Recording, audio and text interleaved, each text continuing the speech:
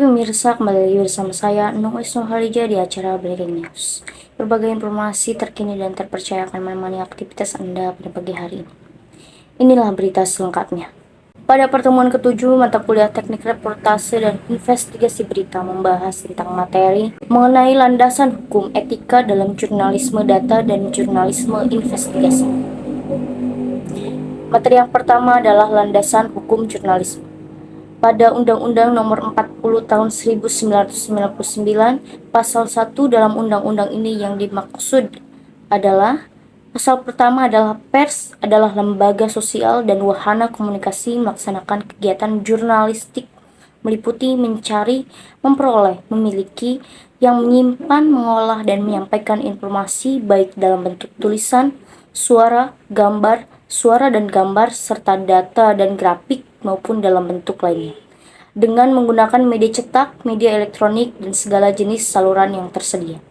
Pasal kedua, perusahaan pers adalah badan hukum Indonesia yang menyelenggarakan usaha pers meliputi perusahaan media cetak, media elektronik, dan kantor berita, serta perusahaan media lainnya yang secara khusus menyelenggarakan, menyiarkan, atau menyalurkan informasi. Pasal yang ketiga, kantor berita adalah perusahaan pers yang melayani media cetak, media elektronik, atau media lainnya serta masyarakat umum dalam memperoleh informasi. Pasal keempat, wartawan adalah orang yang secara teratur melaksanakan kegiatan jurnalistik. Pasal yang kelima, organisasi pers adalah organisasi wartawan dan organisasi perusahaan pers. Pasal yang keenam adalah pers nasional adalah pers yang diselenggarakan oleh perusahaan pers Indonesia. Yang ketujuh, pers asing adalah pers yang diselenggarakan oleh perusahaan asing. Pasal ke-8, penyensoran adalah penghapusan secara paksa sebagian atau seluruh materi informasi yang akan diterbitkan atau disiarkan, atau tindakan teguran atau peringatan yang bersifat mengancam dari pihak manapun, dan kewajiban melapor serta memperoleh izin dari pihak berwajib dalam melaksanakan kegiatan jurnalistik. Pasal ke-9, pemberedalan atau pelarangan penyiaran adalah penghentian penerbitan dan peredaran atau penyiaran secara paksa atau melawan hukum. Pasal ke-10, hak tolak adalah hak wartawan karena profesinya untuk menolak mengungkapkan nama dan atau identitas lainnya dari sumber berita yang harus dirahasiakan. Pasal ke-11, hak jawab adalah seseorang atau sekelompok orang untuk memberikan tanggapan atau sanggahan terhadap pemberitaan berupa fakta yang merugikan nama baiknya.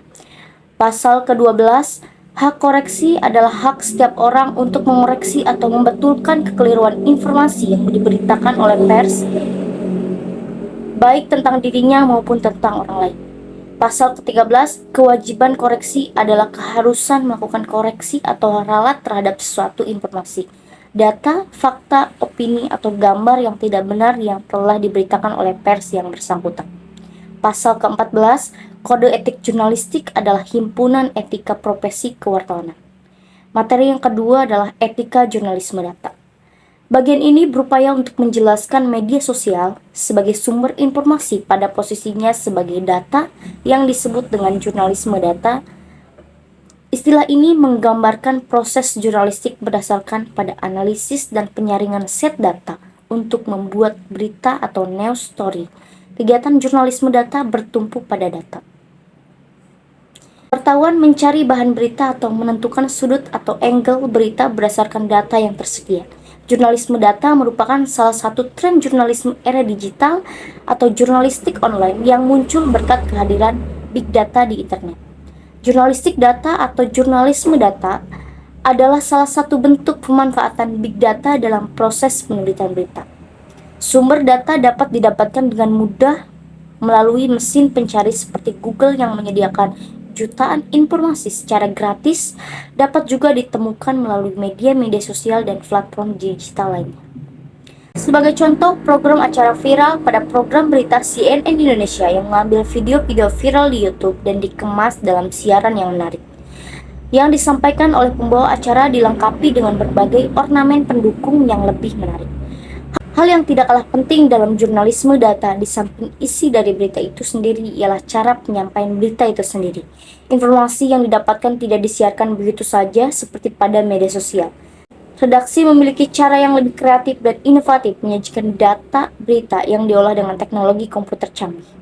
Dengan cara ini akan membuat kemungkinan-kemungkinan baru perpaduan antara berita dengan cara menuturkan berita, berita yang pada awalnya biasa saja menarik perhatian publik, berita yang tidak begitu penting menjadi isu penting yang dibicarakan oleh publik. Setidaknya terdapat 3 manfaat jurnalisme data yang menjadi penilaian penting oleh Global Editors Network dalam ajang Data Journalism Award, yaitu yang pertama, meningkatkan kualitas informasi dan menangkal berita bohong. Yang kedua, mendorong terciptanya sistem pemerintahan yang transparan dan akuntabel. Yang ketiga, bisa menggugah kesadaran masyarakat untuk terlibat lebih jauh dalam mengawasi proses pemerintahan. Materi yang ketiga adalah etika dasar jurnalisme investigasi. Etika ialah suatu ilmu yang membicarakan masalah atau tingkah laku manusia, mana yang dapat dinilai baik dan mana yang jelek, dengan memperlihatkan amal perbuatan manusia sejauh dapat dicerna kepikiran.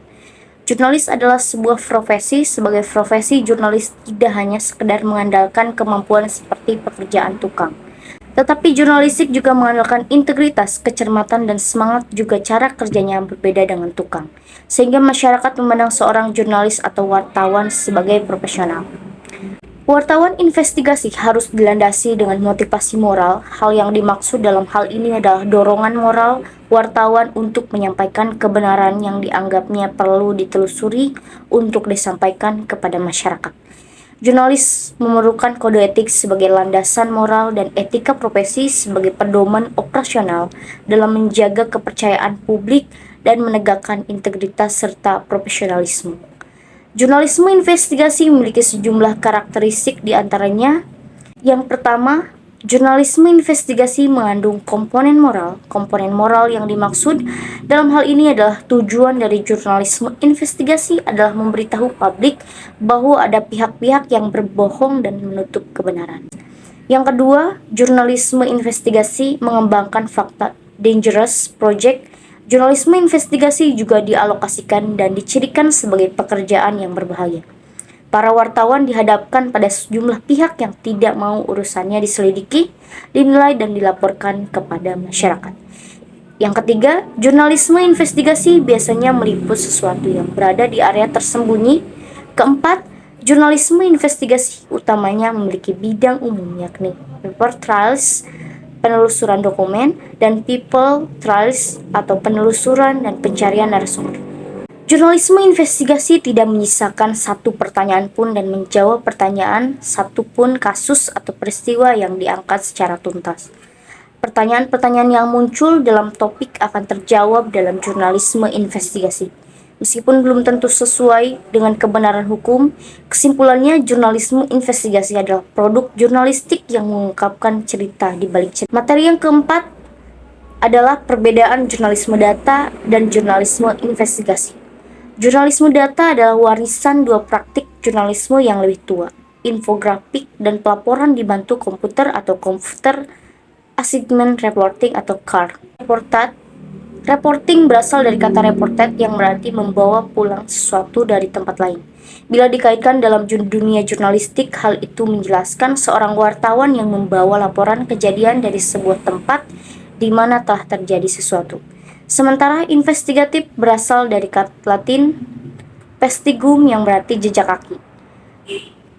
Hal itu menyeratkan berbagai bukti yang telah menjadi suatu fakta berbentuk data dan keterangan dari sebuah peristiwa. Dengan demikian, bila digabungkan, reportase investigasi secara harfiah mengartikan kegiatan yang melaporkan adanya jejak kaki peristiwa tertentu dari tempat kejadian perkara. Dalam kaitan kegiatan pers itu bisa mengkonotasikan berbagai bukti yang dapat dijadikan fakta yang sengaja dicari dan diselidiki. Ullman dan Hahnemann menggambarkan investigative reporting sebagai reportase atau kerja menghasilkan produk dan inisiatif yang menyangkut hal-hal penting orang banyak atau organisasi yang sengaja dirahasiakan. Kerja peliputan menurut Messer, peliputan pengujian berbagai dokumen dan rekaman pemakaian informan, keseriusan dan perluasan riset. Laporan fakta investigatif menjadi kekuatan, keuletan, dan perhatian responsible newsman, tapi sekaligus pula memunculkan stigma menurut Pedler. Yang pertama, secara sosial, keberhasilan berita investigatif menaikkan rating popularitas media dan wartawannya, mengangkat derajat patriotisme keduanya.